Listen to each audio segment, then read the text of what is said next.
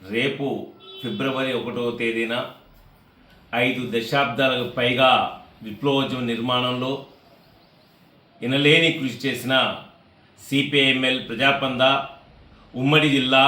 ఉమ్మడి రాష్ట్ర నాయకులైన కామ్రేడ్ కర్ణాటి యాదగిరన్న మొదటి వర్ధంతి సభ నిజామాబాద్ జిల్లా కేంద్రంలోని వెంకటేశ్వర కళ్యాణ మండపంలో జరగబోతూ ఉంది. ఈ జిల్లాలో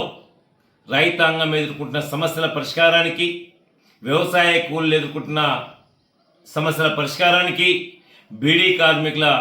సమస్యల పరిష్కారానికి ఆందోళనకు వ్యూహరచన చేసి కార్యకర్తల్ని రంగంలో దించిన మహాగణుడు, మహా గొప్ప మేధావి యాదగిరన్న సంతాప సభని విజయవంతం చేయాలని ఉమ్మడి నిజామాబాద్ జిల్లా ప్రజానీకానికి, కార్మిక వర్గానికి, మేధావి వర్గానికి మేము విజ్ఞప్తి చేస్తూ ఉన్నాం. ఈ వెలుగులోనే రేపు జరగబోయే వర్ధంతి సభలో మా పార్టీ రాష్ట్ర కార్యదర్శి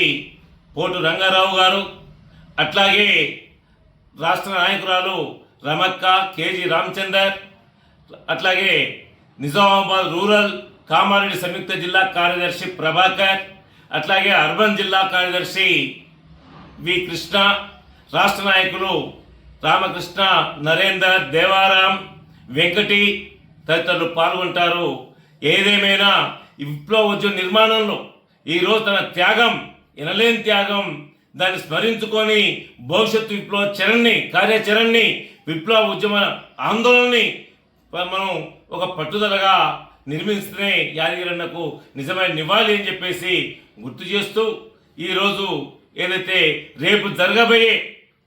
వర్ధంతి సభని విజయవంతం చేయాలని చెప్పేసి అన్ని ప్రజా సంఘాలకు, వామపక్ష పార్టీలకు, మేధావులకు విజ్ఞప్తి చేస్తూ ఉన్నాను.